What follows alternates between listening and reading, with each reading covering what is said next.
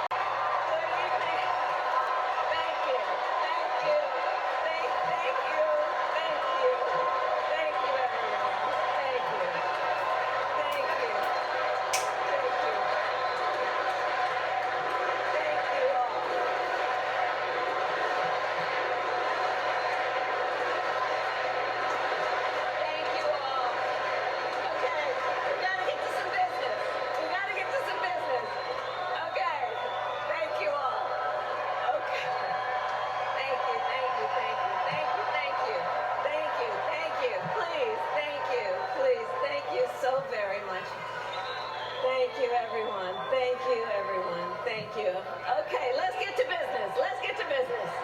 All right. So let me start by thanking my most incredible husband, Doug,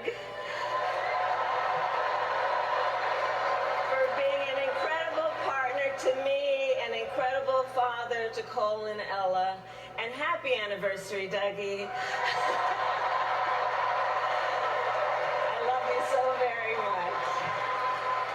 To our President, Joe Biden.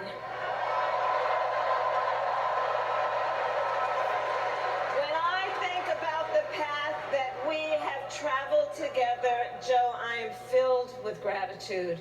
Your record is extraordinary, as history will show, and your character is inspiring. And Doug and I love you and Jill and are forever thankful to you both.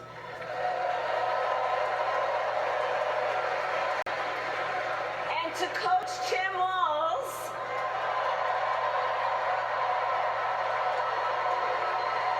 you are going to be an incredible vice president.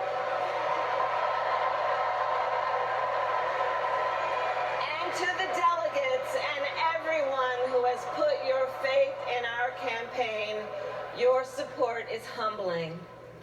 So, America, the path that led me here in recent weeks was no doubt unexpected.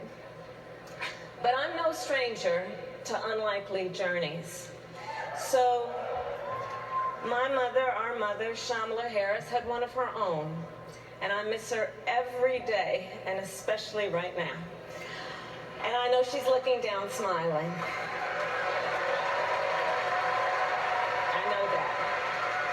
My mother was 19 when she crossed the world alone, traveling from India to California with an unshakable dream to be the scientist who would cure breast cancer. When she finished school, she was supposed to return home to a traditional arranged marriage. But as fate would have it, she met my father, Donald Harris, a student from Jamaica. They fell in love and got married, and that act of self-determination, my sister Maya and me. Growing up, we moved a lot. I will always remember that big Mayflower truck packed with all our belongings, ready to go to Illinois, to Wisconsin, and wherever our parents' jobs took us. My early memories of our parents together are very joyful ones. A home filled with laughter and music, Aretha, Coltrane, and Miles. At the park, my mother would say, "Stay close." But my father would say, as he smiled, "Run, Kamala, run. Don't be afraid. Don't let anything stop you."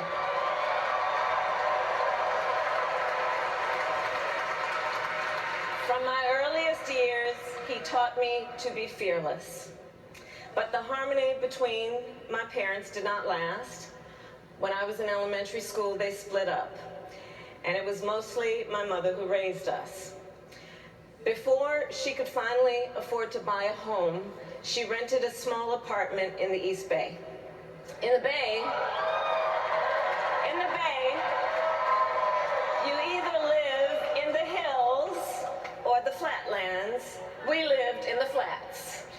A beautiful working-class neighborhood of firefighters, nurses, and construction workers, all who tended their lawns with pride. My mother, she worked long hours, and like many working parents, she leaned on a trusted circle to help raise us. Mrs. Shelton, who ran the daycare below us and became a second mother.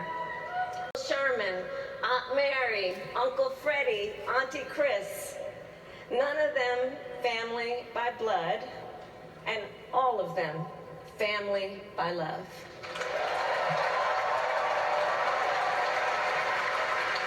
Family who taught us how to make gumbo, how to play chess, and sometimes even let us win.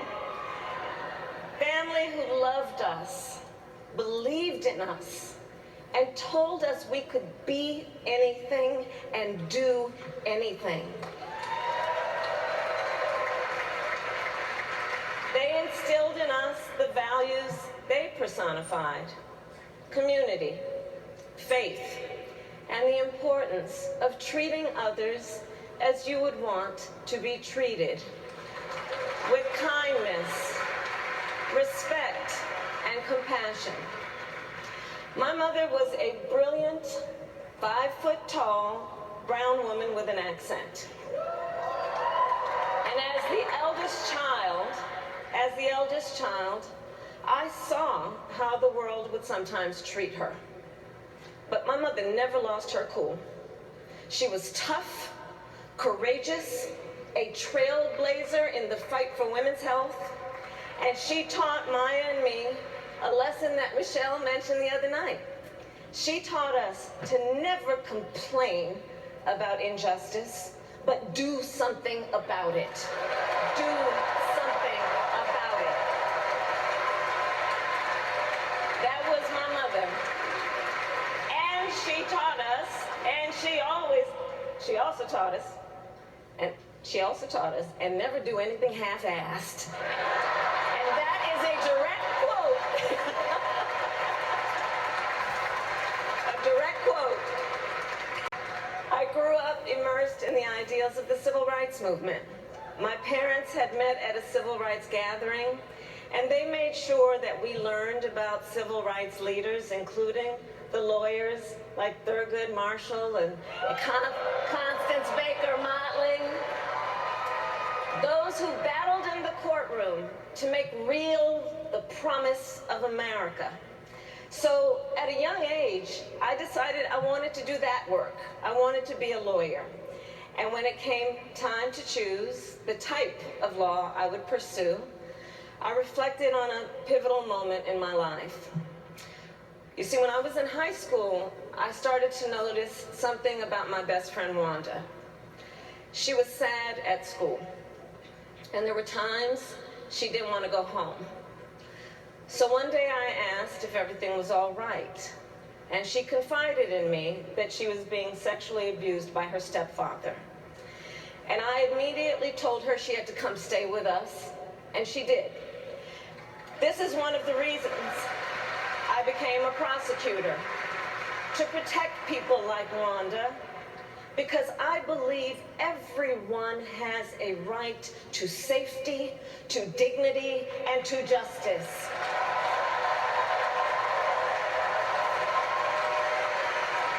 As a prosecutor, when I had a case, I charged it not in the name of the victim, but in the name of the people.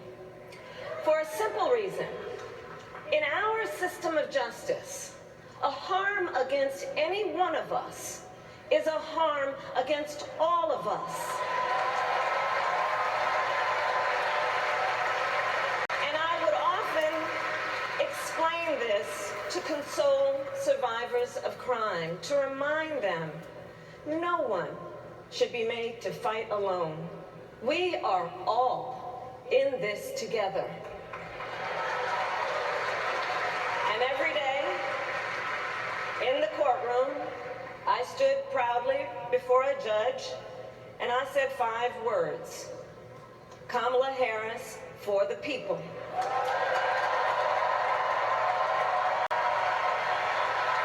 And to be clear, my entire career, I've only had one client, the people. And so, on behalf of the people, on behalf of every American, regardless of party, race, gender, or the language your grandmother speaks, on behalf of my mother and everyone who has ever set out on their own unlikely journey, on behalf of Americans like the people I grew up with, people who work hard, chase their dreams, and look out for one another, on behalf of everyone whose story could only be written in the greatest nation on earth, I accept your nomination to be President of the United States of America.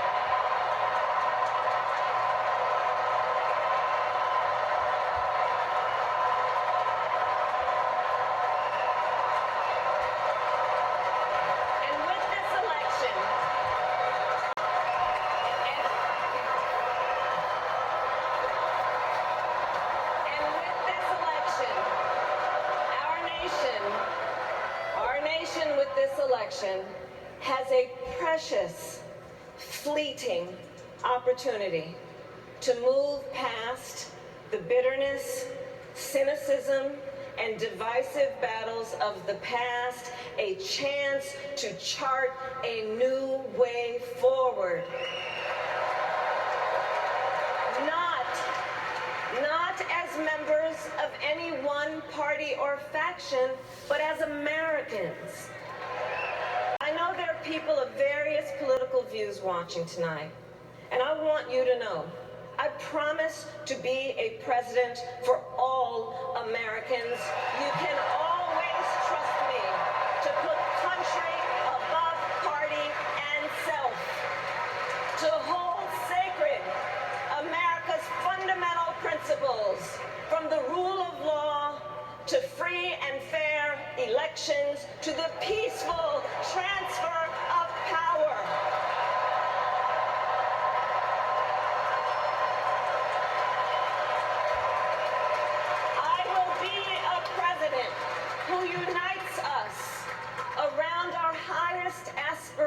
elections. A president who leads and listens, who is realistic, practical, and has common sense, and always fights for the American people. The courthouse to the White House, that has been my life's work. As a young courtroom prosecutor in Oakland, California, I stood up for women and children against predators who abuse them. As Attorney General of California, I took on the big banks, delivered $20 billion from middle-class families who faced foreclosure, and helped pass a homeowner Bill of Rights, one of the first of its kind in the nation. I stood up for veterans and students being scammed by big for-profit colleges, for workers who are being cheated out of their wages, the wages they were due, for seniors facing elder abuse. I fought against the cartels who traffic in guns and drugs and human beings, who threaten the security of our border and the safety of our communities. And I will tell you, these fights were not easy. And neither were the elections that put me in those offices. We were underestimated at practically every turn. But we never gave up, because the future is always worth fighting for. And that's the fight we are in right now, a fight for America's future.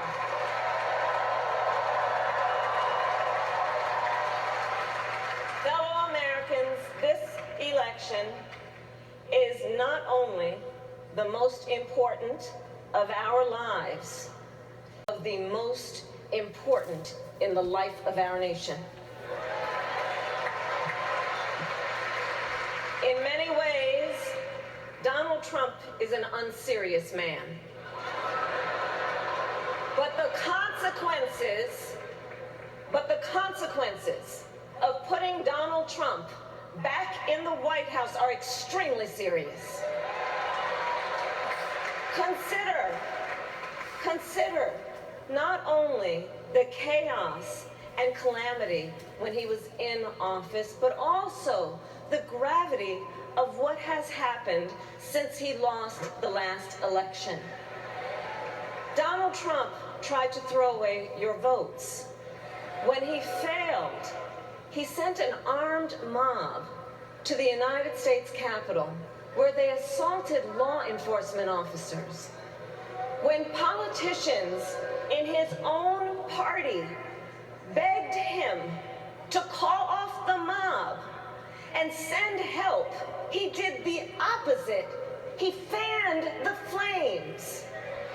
And now, for an entirely different set of crimes, he was found guilty of fraud by a jury of everyday Americans, and separately found liable for committing sexual abuse. And consider what he intends to do if we give him power again. Consider his explicit intent to set free violent extremists who assaulted those law enforcement officers at the Capitol. His explicit intent to jail journalists, political opponents, and anyone he sees as the enemy. His explicit intent to deploy our active duty military against our own citizens. Consider the power he will have, especially after the United States Supreme Court just ruled that he would be immune from criminal prosecution. Just imagine Donald Trump with no guardrails. And how he would use the immense powers of the presidency of the United States, not to improve your life, not to strengthen our national security, but to serve the only client he has ever had, himself.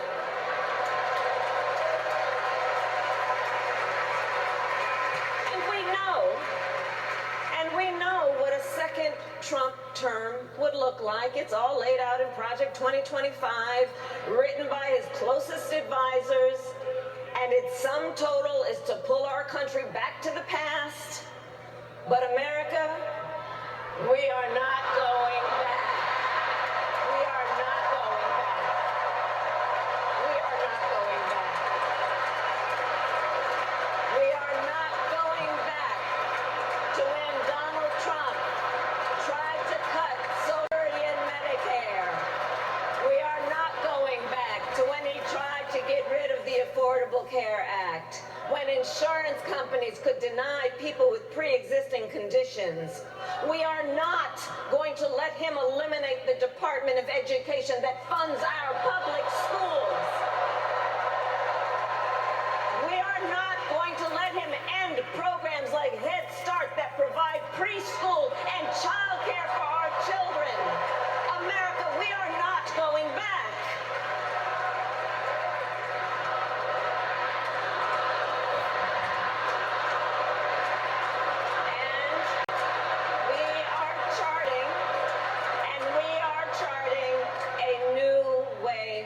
Forward to a future with a strong and growing middle class, because we know a strong middle class has always been critical to America's success, and building that middle class will be a defining goal of my presidency.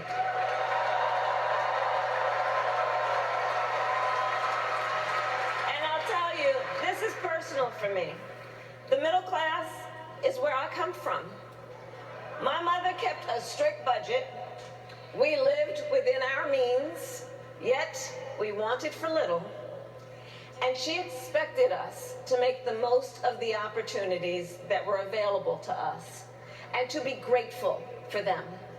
Because, as she taught us, opportunity is not available to everyone.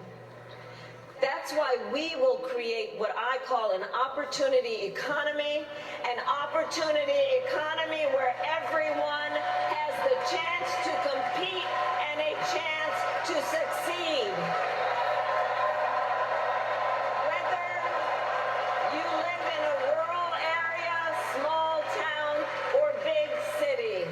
And as president, I will bring together labor and workers and small business owners and entrepreneurs and American companies to create jobs, to grow our economy, and to lower the cost of everyday needs like health care and housing and groceries. We will provide access to capital for small business owners and entrepreneurs and founders. And we will end America's housing shortage and protect Social Security and Medicare. Now compare that to Donald Trump, because I think everyone here knows he doesn't actually fight for the middle class. He doesn't actually fight for the middle class. Instead, he fights for himself and his billionaire friends. And he will give them another round of tax breaks that will add up to $5 trillion to the national debt.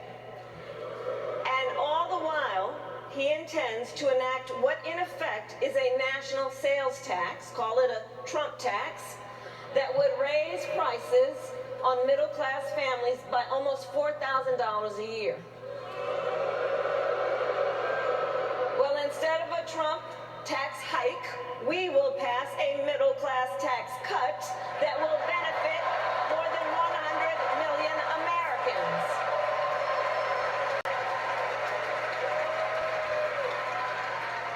Friends, I believe America cannot truly be prosperous unless Americans are fully able to make their own decisions about their own lives, especially on matters of heart and home.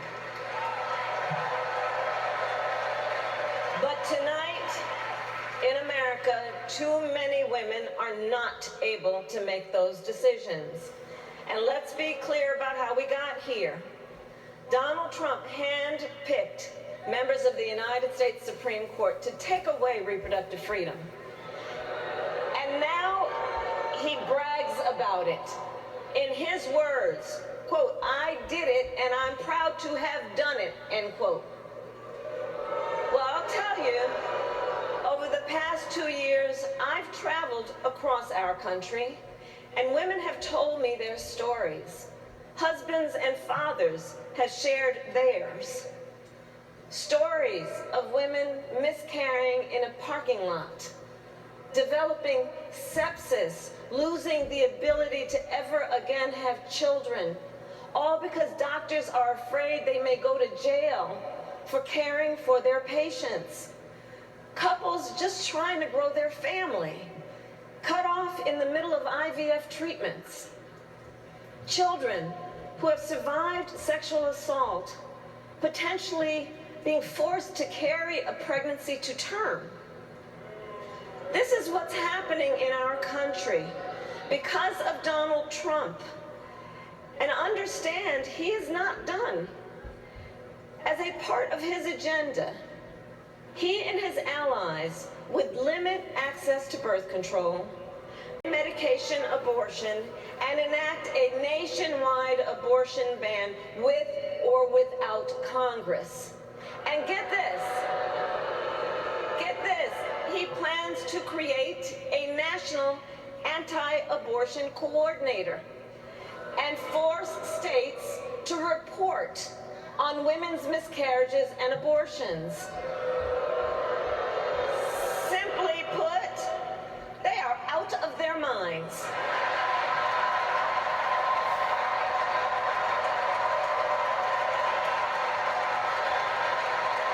And one must ask, why exactly is it that they don't trust women? Well, we trust women. We trust women. And when Congress passes a bill to restore reproductive freedom, as President of the United States, I will proudly sign it into law.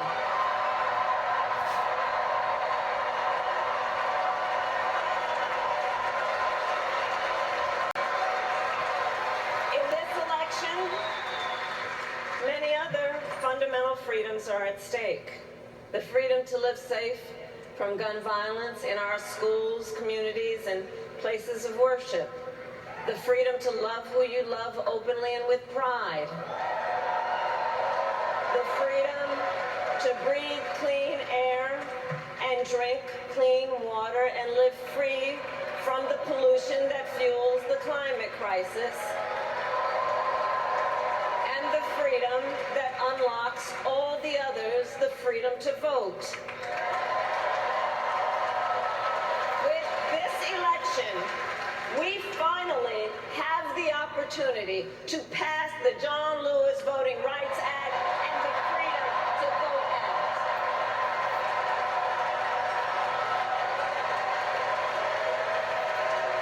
And let me be clear. After decades in law enforcement, I know the importance of safety and security, especially at our border. Last year, Joe and I brought together Democrats and conservative Republicans to write the strongest border bill in decades. The Border Patrol endorsed it. But Donald Trump believes a border deal would hurt his campaign. So he ordered his allies in Congress to kill the deal. Well, I refuse to play politics with our security, and here is my pledge to you. As president, I will bring back the bipartisan border security bill that he killed, and I will sign it into law.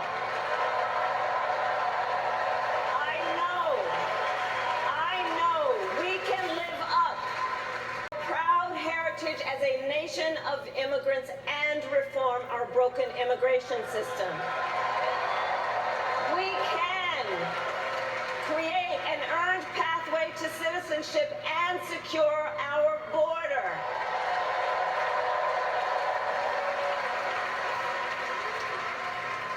And America, we must also be steadfast in advancing our security and values abroad. As Vice President, I have confronted threats to our security, negotiated with foreign leaders, strengthened our alliances, and engaged with our brave troops overseas. As Commander-in-Chief, I will ensure America always has the strongest, most lethal fighting force in the world. And I will fulfill our sacred obligation to care for our troops and their families, and I will always honor and never disparage their service and their sacrifice.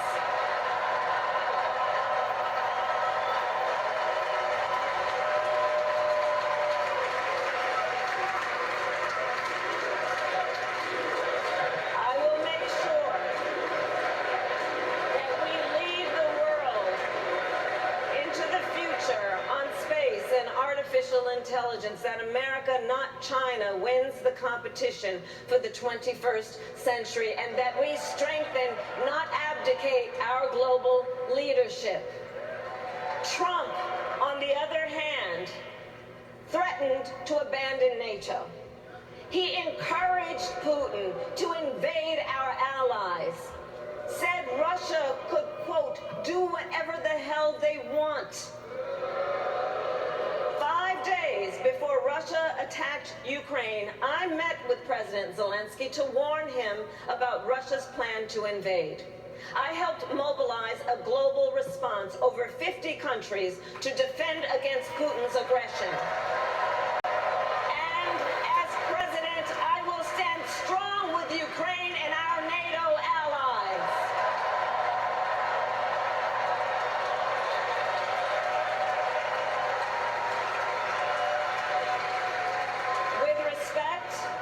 To the war in Gaza, President Biden and I are working around the clock because now is the time to get a hostage deal and a ceasefire deal done.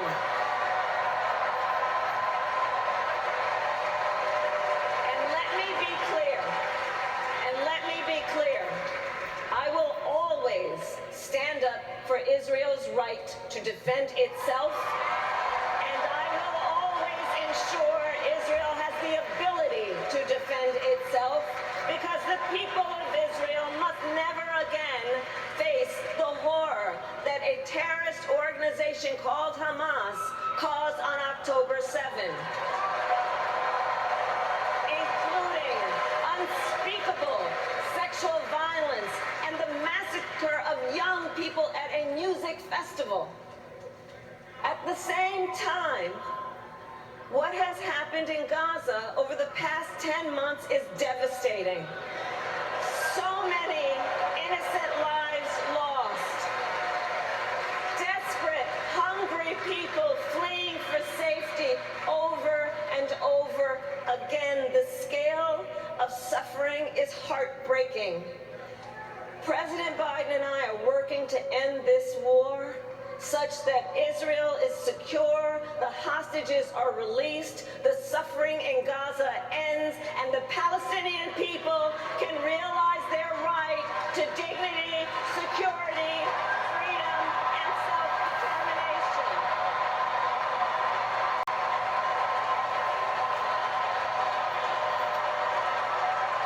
And know this, I will never hesitate to take whatever action is necessary to defend our forces and our interests against Iran and Iran-backed terrorists. I will not cozy up to tyrants and dictators like Kim Jong-un who are rooting for Trump.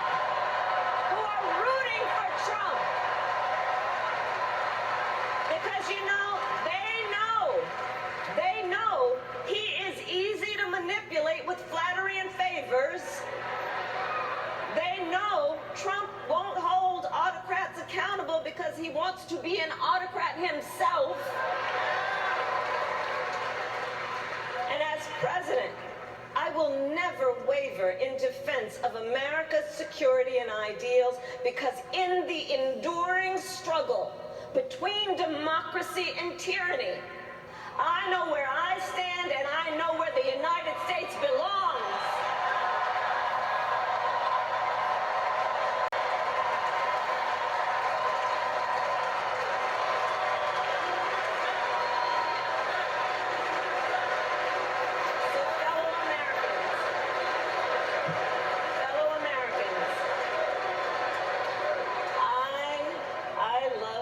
Country with all my heart. Everywhere I go, in everyone I meet, I see a nation that is ready to move forward, ready for the next step in the incredible journey that is America. I see an America where we hold fast to the fearless belief that built our nation and inspired the world. That here, in this country, anything is possible. That nothing is out of reach. An America where we care for one another, look out for one another, and recognize that we have so much more in common than what separates us. That none of us has to fail for all of us to succeed. And that in unity there is strength. You know, our opponents in this race are out there every day denigrating America, talking about how terrible everything is. Well, my mother had another lesson she used to teach. Never let anyone tell you who you are. You show them who you are. America, let us show each other and the world who we are and what we stand for. Freedom, opportunity, compassion, dignity, fairness, and endless possibilities.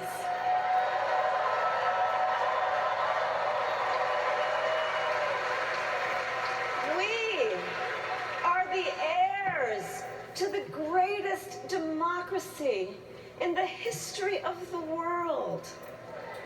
And on behalf of our children and our grandchildren and all those who sacrificed so dearly for our freedom and liberty, we must be worthy of this moment. It is now our turn to do what generations before us have done, guided by optimism and faith, to fight for this country we love, to fight for the ideals we cherish, and to uphold the awesome responsibility that comes with the greatest privilege on earth, the privilege and pride of being an American.